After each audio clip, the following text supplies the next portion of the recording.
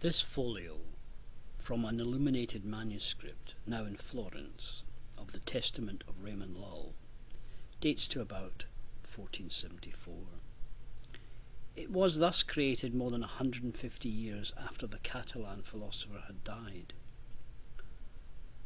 Lull was such an influential figure in 14th century thought that in the centuries that followed, people ascribed works to him in order to give these writings some additional gravitas.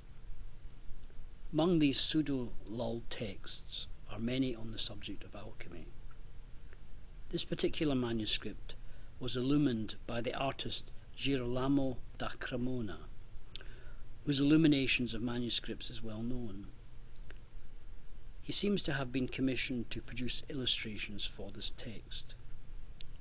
These are done in the style of Italian Renaissance illuminations of the late 15th century. At the top of the image, a professor is seated, presiding over the alchemical process below. His scroll states, "I am the teacher of natural science." 4 subsidiary figures also stand on little clouds, commenting on the work. Beside the professor at the top are 2 scholars, while below are a king and a young man. They all make reference to the dragon, approaching it from different perspectives. The scholars both provide information about this dragon. The one on the left states, "This dragon never dies except with his brother and sister." The other states, "This dragon kills himself with his own dart by swallowing his own sweat." Below, the king gives his reaction. "I am a strong and powerful king, and I fear nothing except this dragon." On the right, the young man states that, while being naked and poor, he is strong, ingenious, and bears arms, so that he is made to kill this dragon and deliver the king from fear and terror. If we strip away the outer components of the illumination, we come to the alchemical emblem itself. Here we see a tree rooted in the earth, its trunk passing through the bowl or vessel of a fountain. In its branches are seen 9 heads, and around its trunk winds a great snake or dragon.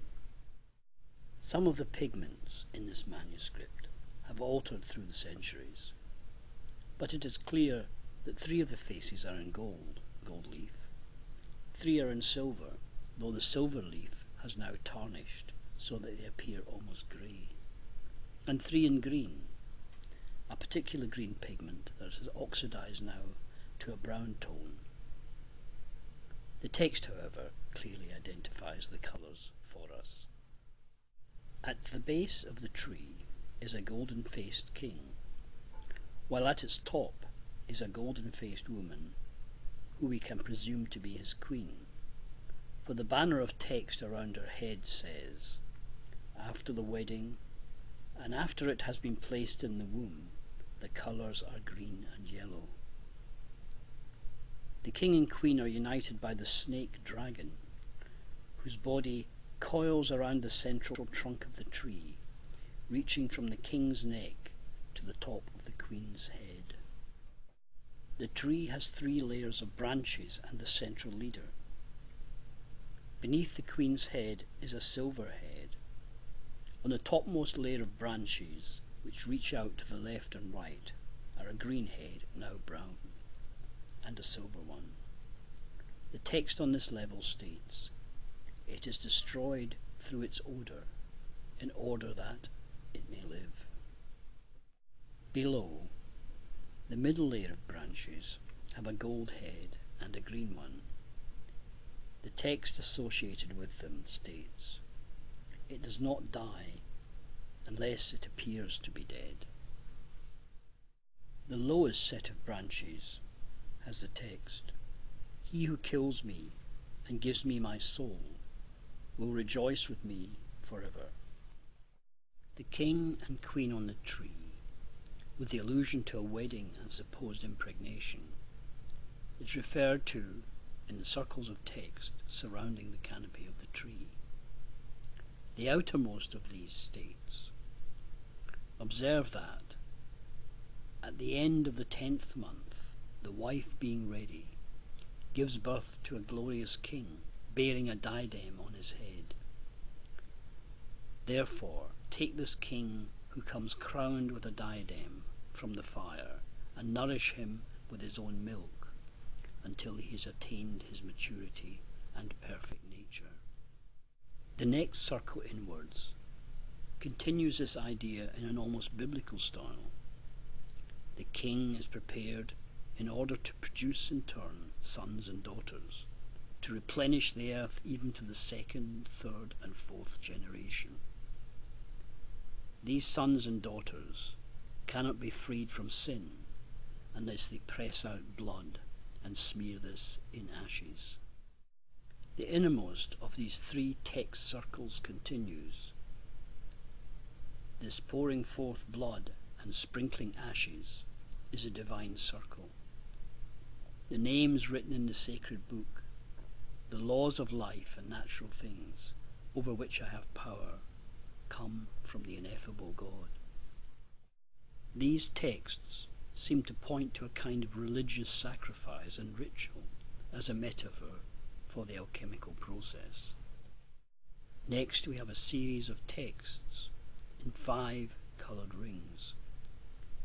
These make more direct alchemical references rather than the religious tone of the outer 3 uncoloured rings. The first of these is coloured red and states, "This is indeed the element of fire." Next, going inwards, is a golden yellow circle on which is written, "Truly, the element of air also performs much work and joins with the men who possess it, so that at that time it is established in a strong and beautiful form."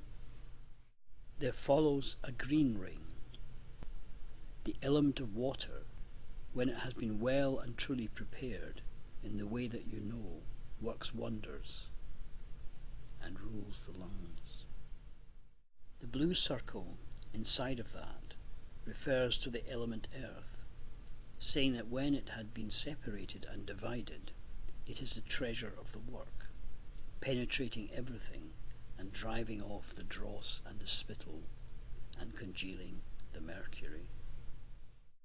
Thus we have been shown the work of the 4 elements in this alchemical process. Now we come to the final orange-coloured circle, which states, "There is posed a great question, and he who understands this question clearly will have the philosopher's stone." This great question that is being posed is surely the meaning of the central alchemical emblem. The tree grows up through the carved basin of a fountain. High in its branches are the 9 faces, 3 gold, 3 silver, and 3 green. A serpent or dragon winds around this part of the tree and creates a connection between the queen at the top and the king lower down. It also wraps around the silver head, which could be thought of as their son. In the middle of the trunk are triple heads, one being gold, one silver, and the other green. From the centres of their breasts emerge little flames and a stream of water which descends down the trunk in 3 streams flowing into the basin. The essence of the 3 heads is becoming merged into the one water in the fountain.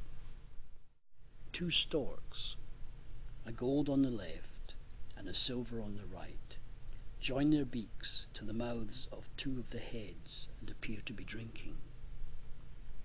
The basin containing this merged water bears another triple head on its front. This 3-headed form is red, perhaps a reference to the red tincture of alchemy. The vessel also has a mysterious blue head on its interior surface above the waterline. Something of the meaning of this emblem is contained in the text on the left, which states, "Let the reader first observe the snake in the branches, then the 3 green living faces. Let the skill of the alchemical artisan, who knows what he is doing, make it quickly flow into the vessel in the form of drinking water, much desired by the thirsty. Once they have drunk this water, the stalks are united. The 3 faces become a single one when they have been buried together, and they have become aware of each other in their place. Thus, they say, let us proceed to the fresh waters of the womb." The text on the right adds rather cryptically, "The familiar group that are in the mountains are united in the tree. Look back to the highest heights when they have come down. From these you will obtain all the elements by these secret means. Their shape and form are in the mountains, but the portion in the sea helped them become one. With one voice they say that ants draw out the 4 elements." The familiar group that are in the mountains here probably means the 7 planetary metals which are found in the earth. They are united in the tree, here as the 7 faces in the high branches, together with the king and queen. Through working on these planetary metals, by alchemy you can make all substances. They retain their form when they are in the mountains as ore, but when they are brought into connection with the transforming liquid in the basin, here called the sea, they are transmuted into one matter. The reference to the ants drawing out the elements seems totally obscure.